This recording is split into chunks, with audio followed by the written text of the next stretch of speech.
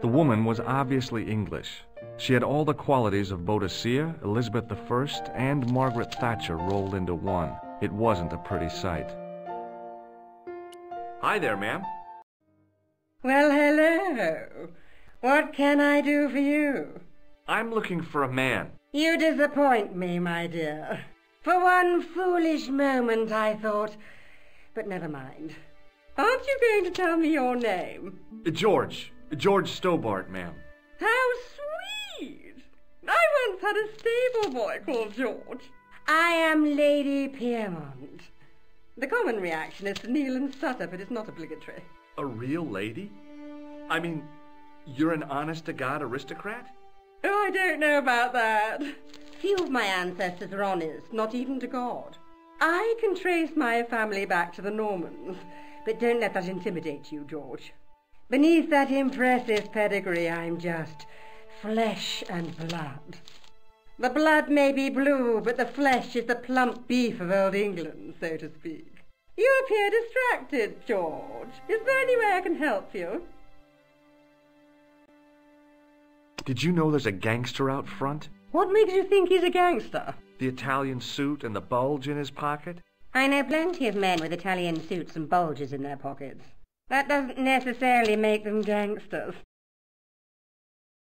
I'm looking for a murderer. Good heavens! You're a private detective. That's correct, ma'am. What's the term you Americans use? It's on the tip of my tongue. I believe what you're thinking of is Dick. Precisely. Have you come across a man who calls himself Khan? I am familiar with only one person named Khan. Genghis Khan, the legendary Mongol barbarian chieftain? No, darling. Kevin. Kevin Khan? I never heard of him. I'd be most surprised if you had, darling. He's a pharmacist in Hemel Hempstead. Organises fundraising for the Rotarians. Lovely man. Does he have a scar on his cheek? I really wouldn't know, sweetie. Are you here in Paris on vacation? No, darling, I'm on holiday. I needed to get away after Algy's funeral. I didn't realize you were mourning the loss of a loved one. I'm not. He was my husband. I'm sorry to hear about your husband's death. You wouldn't be if you knew him, my dear. It gave me the opportunity to take a well-deserved holiday. Daphne suggested a change of scenery. Paris, she said. A wild romance is just what you need to take your mind off the inquest. Well, the closest I came to romance was being wooed by a drunken Breton chef. I must say I was disappointed with his coq au vin. Not at all what I was expecting. I was thinking of cutting my holiday short, packing my bags and heading back to Hemel Hempstead. That was until last night. What happened to you last night? I was stricken, Mr. Stobart. Cupid's arrow has cleft my bosom. They couldn't really miss. It was just as I'd always imagined it should be. The intimacy of candlelight, romantic music tinkling across the room, and then a stranger's glance. Those brooding eyes, that suave manner, those tight trousers. He was the man I'd been waiting for all my life. I'm glad he finally turned up after all these years. Ah, but it wasn't to be. He was merely toying with my affections. And if I ever catch up with him, he's dead. Who was the guy who led you on? His name is Merlin.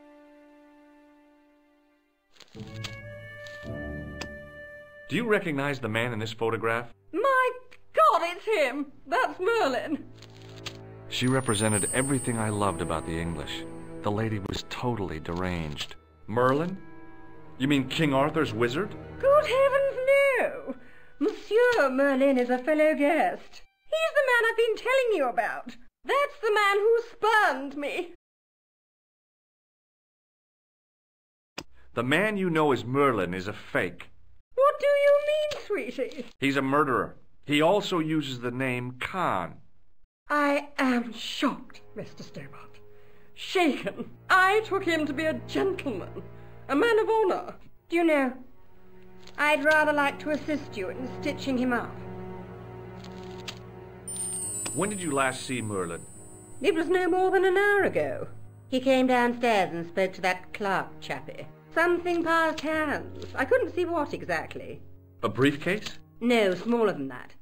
A bundle of papers, perhaps. The clerk put it in the hotel safe and Merlin went out.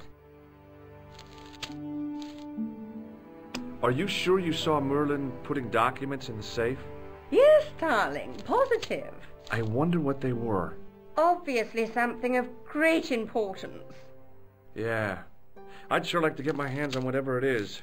I'll bet they had something to do with Plantow's briefcase. Has Merlin returned to the hotel? No, he hasn't. Are you going to search his room? If I could get in there, I would. Do you know what this is? At a guess, I'd say it was a clown's nose. That's right. It was worn as a disguise by a vicious killer. Ah, Mr. Merlin, perchance. That's him. Does this tissue mean anything to you? I'm no shrinking violet, but that object makes me feel quite queasy. I just couldn't bring myself to use the buzzer on this dear lady. Can you think of any use for this tool, ma'am? Oh, I can think of someone I'd like to use it on.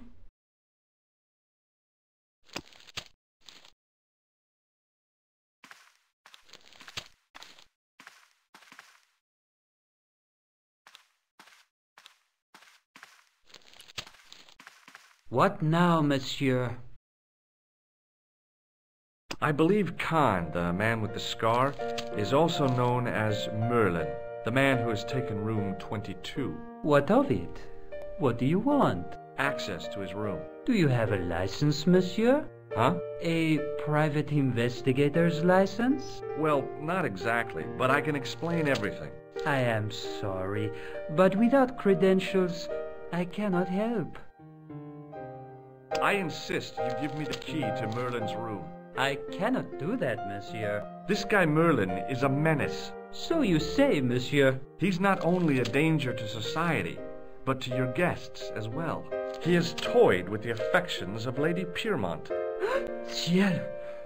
Are there no depths to which he will not sink? Precisely.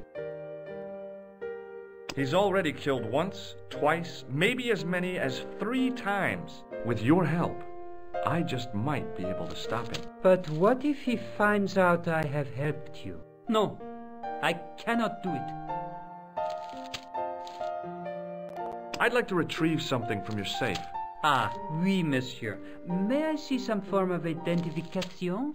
Like what? A driving license, perhaps? I don't drive. Your passport? I don't have it with me. I could show you my operation scar. I'm sorry, monsieur. I must have some form of unique ID. You won't find a more unique ID than my scar. I'm sorry. I must insist on a more traditional identification. Rats. About the key hanging on the hook over there. Oui, monsieur. Which room is it for? Number 21. Is that room taken? No. The guests checked out this morning. I'd like to check into room 21. That is not possible.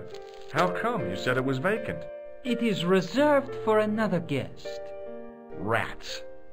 No, monsieur. Dutch.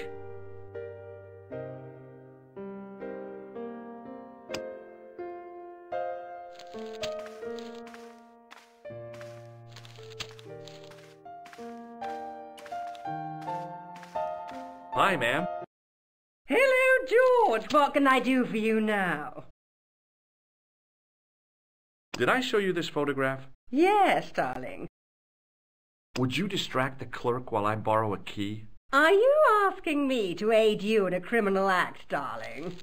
Oh, no. It's the key to an empty room. And why, may I ask, do you wish to gain access to an empty room? Do you plan to squat? No, ma'am. Scouts honor? I was never in the Boy Scouts, ma'am. Oh, you should have been. What were your parents thinking of? It's a fine way for a boy to get licked into shape. Now tell me, why do you want to get into that room? It's next to the room the killer is using. Ah, so you plan to eavesdrop on Merlin? I was hoping there might be a connecting door. Well, how can I refuse? I shouldn't think my feminine charms would be much use in this case, but a good dose of English arrogance might do the trick.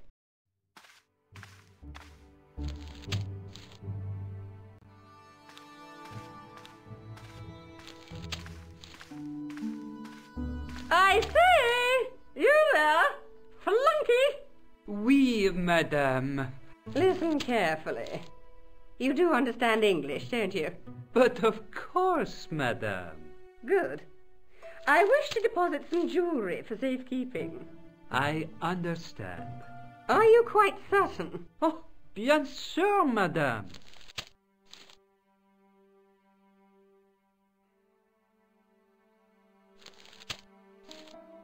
Over to you, my dear.